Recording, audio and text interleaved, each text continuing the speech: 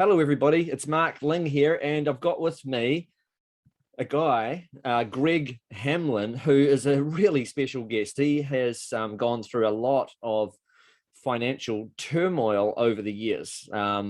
He's had a lot of personal hardships over his life, as well as financial ones. So that's why I wanted to bring him here, because he's actually had things happen, like he's actually lost both his wife and his daughter, gone through hardships that most people, you never want them to go through at any point in their life. And he's also lost all of his real estate holdings that he had. Any earnings he was making from owning property just went to try and fund his wife's medical treatment and things like that. There's been a lot of bad things happen to him. Yeah, he's managed to bounce back, at least from a financial point of view, which is going to give him a real chance of early retirement. Although I don't know if he'll want to retire now that things are happening like this, with at least with his online stuff. So let's find out everything about what's going on with Greg and how he's managing to absolutely smash it online as in a newfound way as a super affiliate. So welcome along, Greg. Okay, thanks, Mark. It's great to join you. Yeah. So yeah, like you said, had a few ups and downs over the years. Ups and downs. I don't even know if that. Yeah, I honestly don't know how you even got through any of those tragedies. I'm guessing you don't ever get over it. But to be able to pick yourself up and still fight and do something with your life from there is it's really inspiring. Yeah, thanks. Well, it's one of those things you can either let the world run over the top of you, or you can just dust yourself up and get back into it again. And that's basically what. Or Wendy was my wife that passed away. She we always had that same sort of get up and go. Like the cancer that took her in the end, she was only meant to live for. Well, I found out afterwards she was only meant to live for 12 months, but she said she was going to fight it, and she lived for 8 years. So I got eight lucky years with her. At the same time, yes, we had some financial hardships, and as you said, we lost the properties and almost lost businesses. And I did lose my first business 25 years ago, and that was kind of a bit of a lesson for me. And I grew and built up a pretty substantial property portfolio. And like I said, or like you said, got talked into doing a few things that were wrong, and sold a few things, and wow. It's just one of those ups and downs along the way. I mean, most people have a life story as well, but some people. Well, some people get knocked down, if not by the first problem, then the second problem that happens. And some people don't get back up in life. Some people literally live the rest of their life from paycheck to paycheck, struggling to get by and struggling to get over or live with. I don't know if you get over some of these hardships or live with them, and you're just phenomenal. Like, you must have such a strong mindset to be able to pull through and be able to still be someone that's persistent and an action taker. Yeah. Well, I mean, it's all about taking action at the end of the day. If you don't take those steps forward, you can be, like you said, like I was saying before, if life runs over the top of you. I've seen people that just give up instead of fighting. And we fought for everything along the way. And the son had leukemia, the daughter we lost, all those sort of things that happened along the way. They were life lessons to be able to say, okay, we can get back up and get going again. As I say, dust yourself off and get going. I think it's really important as a mindset lesson. We haven't even got started with what's going on with you with the affiliate stuff, which we will in just a quick sec. But as a mindset lesson to anybody, sometimes, and I know some people's problems are life and death, like the problems that the tragedy you've been through, but sometimes your problems aren't life and death, and yet they stress you out to the hilt. And you've got to realize some problems are quality problems to have, and they're challenges and opportunities to go back and have that be your story and that be your journey. And you can, bad things happen to a hero in the hero's journey, and some things you could listen to a guy like Greg and put things in a bit of perspective. Yeah, I mean, we always looked at it from the other side of things. When we lost everything the first time, and we'd actually lost my daughter, and then 6 months later my son got leukemia.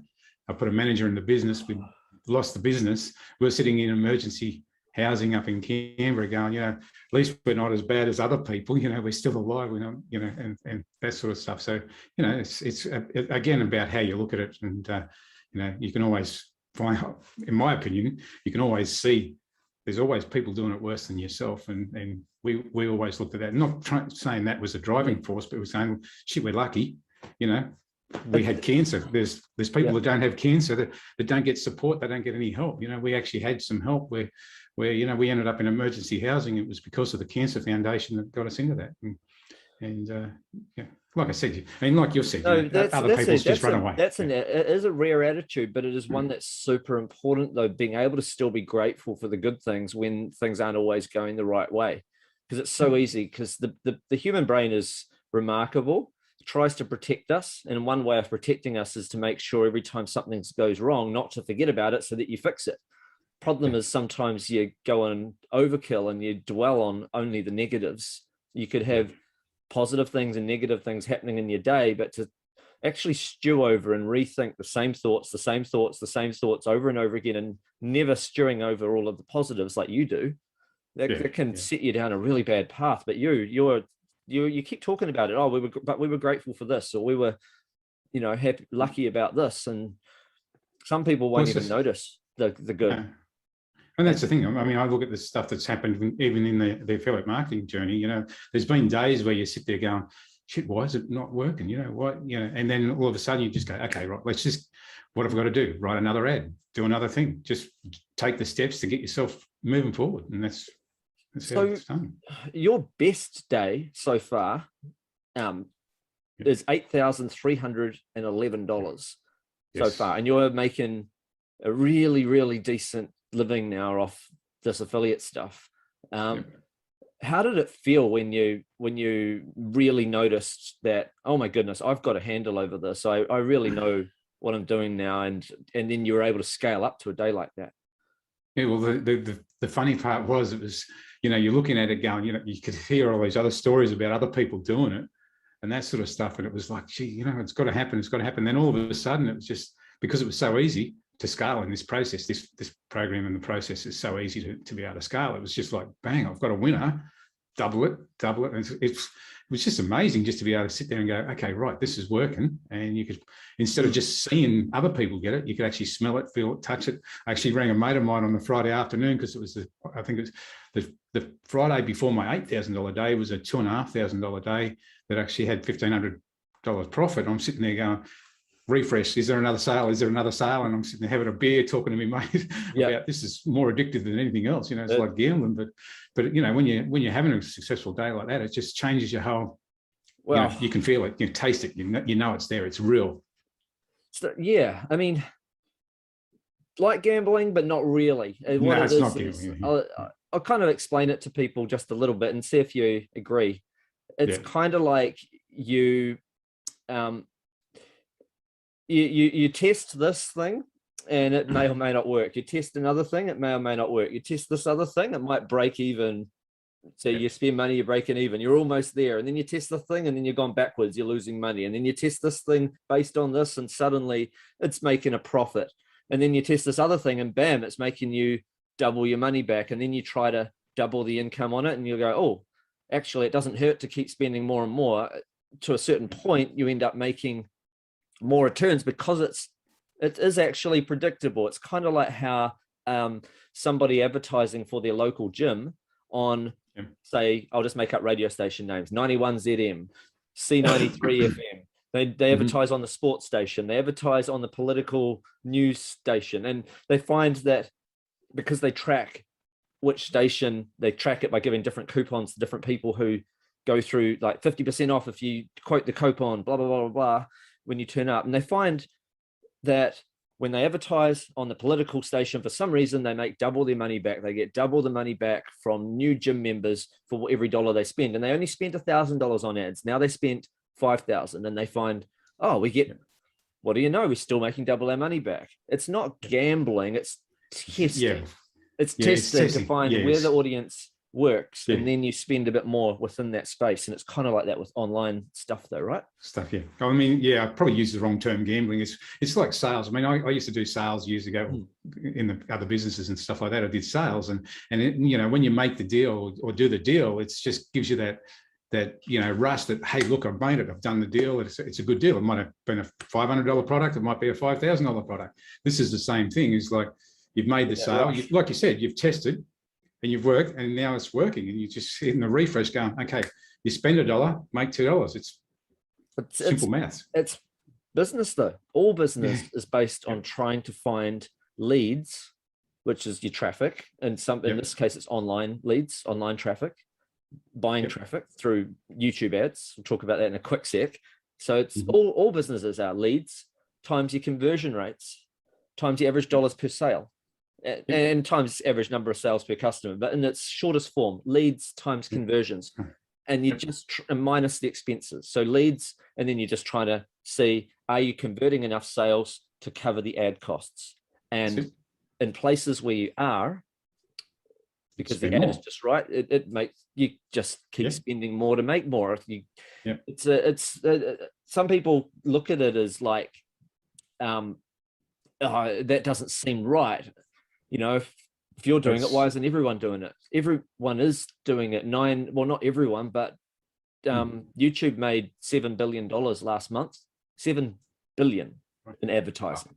So, and over, I think there were several hundred people spent over $1 million in a month on ads, probably because they're making at least 50% of their money back, if not double, right? Yeah, they're not spending all this money without being able to do it. And tens of thousands of people were spending in the tens of thousands per month, again, doing the same thing. So, and then there were a further like 1 million or so people are doing it, spending like, they might be spending just 5,000 in a month and making 8,000 back.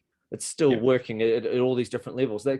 You can't make that much money as a company in ads if people aren't making money back. It's exactly just right. Everyone's finding out how to get the simple math right, and it's been like that for generations because people have done it with radio ads, TV ads, businesses, newspaper ads years ago. You know, like it's the 5 ways thing. You know, leads, conversions, average dollar sale gives you your profit. You know, turnover and profit. You know, like the bottom line is turnover and profit. I think what feels magical about it for most people is when it supersedes their normal income from their job. Because people are like, oh yeah, some people are like, yeah, I still believe it because I'm spending 100, I'm making 200. It's that moment that they spend enough to make, oh my God, I'm actually pulling in double what I'm earning in my day job. And it seems to keep going up. I think, what do you feel like? Did you ever feel like there was some sort of ceiling that it felt like the moment you pushed through it, it felt like, oh my goodness, the sky's the limit? Yeah, actually, because I was always aiming for that $1,000 day. You know, that was the main thing. Was like the old breakthrough that was in the previous course that I was looking at with the Facebook stuff, and it was like need to hit that $1,000 day, and then I hit it like within 2 weeks. I hit my first $1,000 day. I'm going, this is easy. And then within 2 days after that, I was on a $2,500 day. You know, and then like I said, 3 days after that, I was at I think it's 3 or 4 days after that, I was at $8,500 or $8,300. You know, I mean, there's not. What I'm looking at the moment is, okay, they're great to have those days, but it's now about being more consistent. You know, getting that $1,000, $2,000 a day profit every day is what it's about. And, you know, when you're spending, like you're saying, you know, there's people advertising there. It is really about, if you can see $1 return, you spend money on your ad and it gives you a return, well, you keep doing it. If you spend money on an ad and it doesn't give you a return, well, you stop doing it. That's the simple part. Simple maths, simple business. Yeah. Absolutely.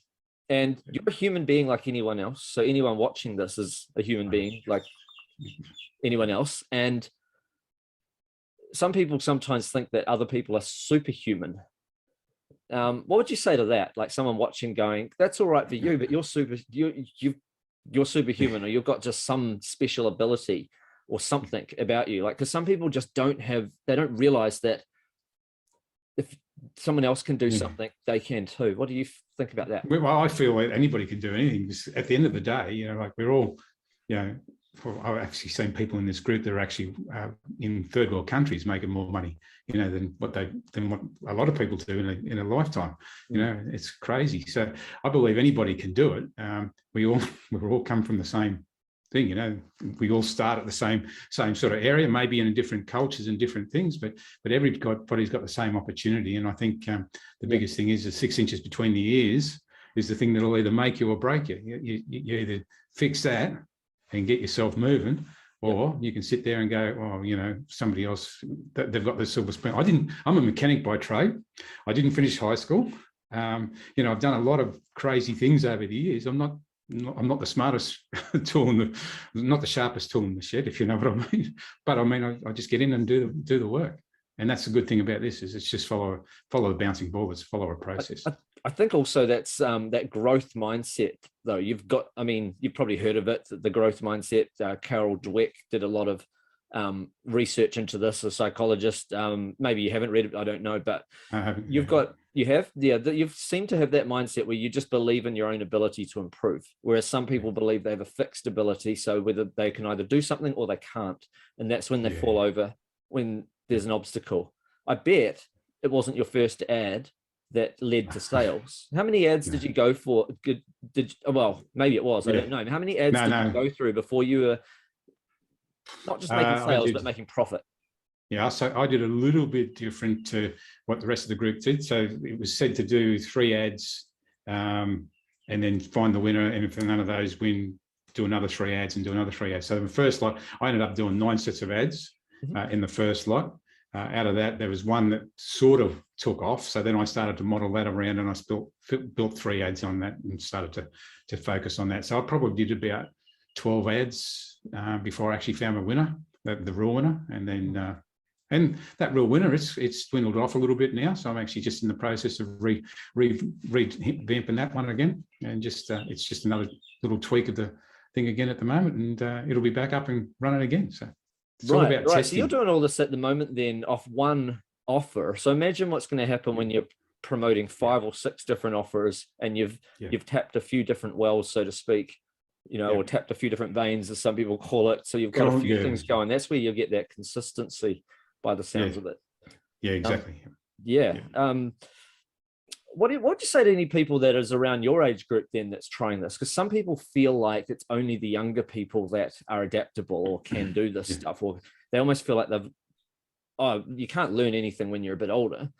What do you say to that? That's crap. I mean, I tend to be, and I came into this program initially. It's like, look, I've done, you know the background. I'm actually a business coach for 20 years as well, and I've helped a lot of other businesses grow successfully and stuff like that. But I've had this really little small business with all the issues that we've had over the years. But I came in thinking I knew a lot about internet marketing. I came in thinking I knew a lot about everything. I just said, you know what? Here's this young guy. Chris is the guy I've been working with. He's the guy that set up the program with you guys, and Chris is 20, I think he's about 24 or 25. He's the same age as my sons. And I just look at him and I'm going, you know what? If he's making so much money out of this, I've just got to empty my head and say, stop the bullshit, get this 6 inches in the right space and go, okay, lead by, just take, he knows something more than I know because he's making that sort of money. So there's got to be something there. And so what I suggest is, it doesn't matter how old you are. You've got the ability to change. It's just that 6 inches in between the ears. You just turn around and say, okay, well, somebody else knows something better than you. Why not listen to them? So I mean, just to clarify with people, it's Keegan and his business partner Chris who came up with the model. You may have heard a bit about Keegan if you're watching this interview. Maybe you haven't, I don't know, but just in case you hear the name Keegan as well, though, there's two of them. There's Keegan first, and then he pulled in Chris into the model, and then Chris ended up smashing it as well. And they both ended up teaching all this small group of beta testers how to go about it, and having the phenomenal success thanks to them. Would you mind letting me know, because I'm interested, what did you think about the whole AI stuff? Like, because I know that the first part of the model, making your ads, it's generated in terms of, I mean, I know you're using a template to get the script written for your ad, but you're using AI to almost generate the video. So it pulls in the stock footage, and you're using a robot voice. So it's not even a real person's voice, it's a robot. What were your thoughts about that when you first heard about that? Well, it's funny because I mean, I've been watching a fair bit of stuff on YouTube anyway for this COVID crap that we're going through. And there's actually a channel on there that's actually, there's 2 channels I've been following, and that's all they've got is the AI voice. And when I saw this, I'm going, hey, look, you know, for years I've been doing stuff in front of a camera, and you get in front of the camera and you spend more time editing your own mistakes and all that sort of stuff. And this, you just type up the script, plug in the thing, and the AI voice comes in. It's nice and simple. And hey, look, it works. So can't argue that it works, because it does. I think it's phenomenal, really. It's easy, so easy. What I'm going to do is I'm going to just show someone a quick demonstration. I'm just going to type something in. All right, so listen to this. And I'm just going to bring my microphone up and you have a quick listen. Sorry, it's just converting it. I'll wait till it's converted. Now I'll play it. Hi, Greg. What do you think of my voice? I think I sound rather realistic, even if I'm not, though. If it works, why knock it? Exactly right. It's just a brief example. I'll just pick another one. I don't even know how good these voices are going to be. Some are better than others, but I'll just pick one more just so people get a rough idea what they sound like, because these voices, they're not 100% realistic sounding, but they're real enough that they capture people's attention and they work. And it means that you don't have to get in front of a camera, you don't have to hire a voiceover artist. It makes everything simpler. It's really simple. I mean, I've got 3 I'm doing today, and it'll takes me longer to write up the script than it does to make the video and everything else. Right. I'll show you another example real quick. Same. Hi, Greg. What do you think of my voice? I think I sound rather realistic, even if I'm not, though. If it works, why knock it? Yeah, it was just different accent, different voice. There's actually hundreds of these kind of voices and stuff, and it's it makes it, I guess, more straightforward. Now, how long, once you learn how to do it, so you're following a simple 3-step model: video ad to a landing page on a website to an affiliate offer, and there are hundreds of affiliate offers to choose from that convert really well to sales. So some millionaire has gone and made a product that is really good in a particular niche. Maybe it's a woodworking course, maybe it's a dog training course, maybe it's a supplement that helps people with their vision problems or with their joint problems or something else. Someone's made a product, you earn a commission. So how long does it take to actually produce one of these videos now that you know how to do it? Okay, so to produce using the system, when I first started, it was taking me a day completely to write a script, do a video, and get it all done. So it's taken a day.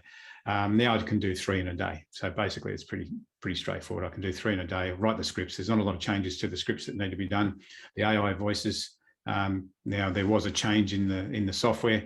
So they had to relearn the software. It's a little bit more complicated now, but actually no, well, I'm not too sure what the guys have got with the course now. So that's something that's done. But I've got the one of the other softwares that was mentioned earlier in the piece, and you know, it's a little bit fiddly. Where the other software was quite easy to do. I could have done the 3 of those in half a day, and I think that's what you guys are putting together now in the course, I think, from my understanding. So. Yeah, and what people don't realize also is that a new video might even take 10 minutes because of the fact that, or might even take 5, because of the fact that not every video is a brand new from scratch video. Sometimes all you're changing is the first minute, right? So you might make one video and take half a day, but then the next video takes you 5 minutes because you've only changed the first line just for testing. Yes. Sorry, just to say, to follow on with that, I've got 3 that I'm testing tonight. That is actually one from the winner. I'm only changing the first screen on each of those, and that took less than half an hour to do all 3 of them. So they're set, ready to, they're ready to run tonight. So the longest time of that was writing the ad up again. It probably becomes quite fun though. I think making videos and typing in scripts and just seeing it pop out and like that, it can't be boring, right?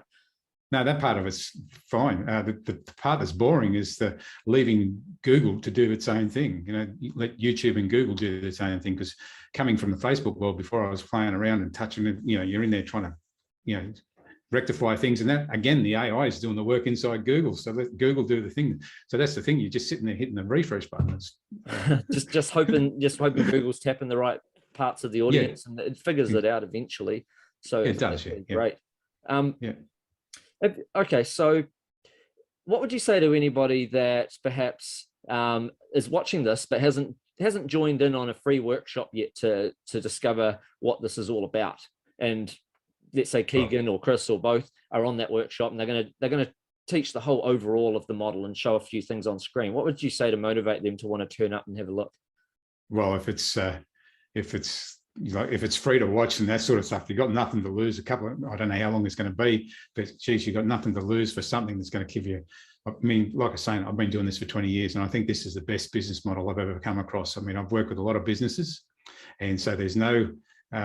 If you're thinking about getting into this, you don't have team issues, you don't have employment issues, you don't have bloody delivery issues, you don't have any of that sort of stuff. It's really just because it's AI, and because you're using Google and you're using a vendor's thing to sell products, you know, you're mad if you don't turn up and just see exactly how it goes together, because it'll be the best payoff you'll ever have, I reckon. And what about somebody now? Let's say they're watching this when the doors have opened, because the doors aren't open for very long, letting in a limited number of students like you guys.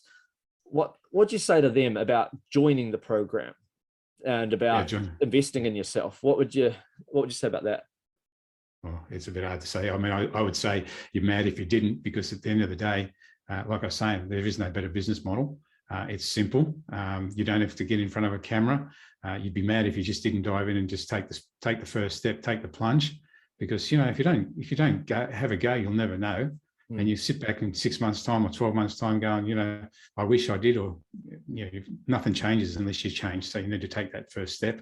And it might be a bit scary to start with, but look, there's been so many people on this program that have you know, been in a lot worse situations than what I am, and they're doing a lot better than, you know, everybody's winning in this program. So yeah, no, this is fantastic. And you obviously, you know, you're someone that's really always determined to push through any stubborn obstacles that ever you come across anyway. So I think you're always destined to succeed no matter what. By, you know, the attitude, I think that mindset stuff that you've been talking about today has been also really, really inspiring and important. Well, the biggest thing is, you know, you'll have some mistakes happen, you know, things go wrong and that sort of stuff. As long as you've got the fortitude to be able to stand back up and dust yourself off. And, you know, Gerry says something in one of the first trainings I ever did. I'm not sure if he's putting it in this one, but it's, you know, stay laser focused, never give up, and take massive action, you know. And I was reading an autobiography of Arnold Schwarzenegger. So actually, it's on a YouTube thing I was looking at, you know, when my wife passed away, and then I had the business I was working in, and I was kind of thinking, you know, what am I going to do now? It's like she was part of the backbone of the business and all that sort of stuff. And I said, look, what have I done over the years? It's helped me or hasn't helped me. And part of it is what I call BSOs, bright shiny objects. And so with Arnold Schwarzenegger, he says, you know, burn the boats, just stay laser focused and do it. And as I was saying, Gerry's thing was stay laser focused, never give up, take massive action. And that's really what it boils down to. If you want to get results, if you're doing the same thing day in, day out, expecting a different result, it's a definition of insanity. So you're better off taking the step, put the action in, and just go for it. Yes, there'll be stumbles. I just call them, you know, speed humps in the road of life, you know. Just go over the speed hump and just jump back up and go again. Absolutely. That's fantastic. I really found everything you had today to be highly inspiring, and I hope other people did too. So I just want to say a big thank you for joining us today. You've been absolutely amazing. And also just want to say to everybody else listening, make sure you take action with what you learn. If you haven't joined a free workshop, get on one right away. If you haven't joined, then I highly recommend that you invest in yourself. Take the plunge, because it is probably the best system that's ever existed in affiliate marketing. And I've been in affiliate marketing for 20 years, which is some time. Yeah. And this is some opportunity right now. Yeah, it's a blue ocean for us at the moment. It's great. Yeah. All right. Thanks, everybody. We'll see you next time. Bye for now.